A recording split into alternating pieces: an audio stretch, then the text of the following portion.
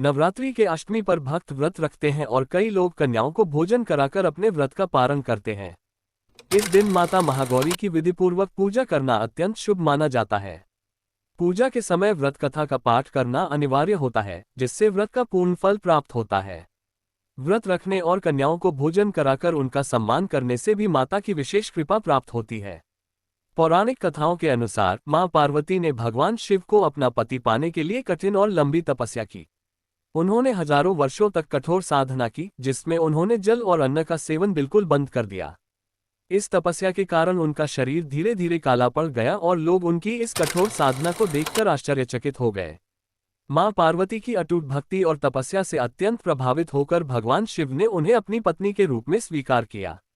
तपस्या के समय उनके शरीर के काले पड़ने के कारण महादेव ने गंगा जल से उनका शुद्धिकरण किया।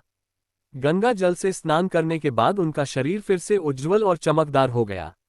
इस अद्भुत परिवर्तन के कारण उन्हें महागौरी कहा जाने लगा, जिसका अर्थ है अत्यंत श्वेत और सौम्य देवी। इस व्रत कथा से यह संदेश मिलता है कि सच्ची भक्ति, कठोर तपस्या और श्रद्धा से किसी भी कठिन लक्ष्य की प्राप्ति संभव है।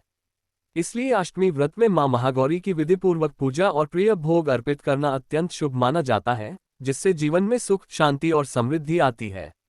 मां महागौरी का रूप अत्यंत गौर और शांतिपूर्ण है। उनके उज्ज्वल स्वरूप की तुलना शंख, चंद्रमा और कुंद के फूल से की जाती है। उनका सौम्य और दिव्य रूप भक्तों के मन को आकर्षित करता है और उनकी आराधना से जीवन में सुख, शांति और समृद्धि आती है।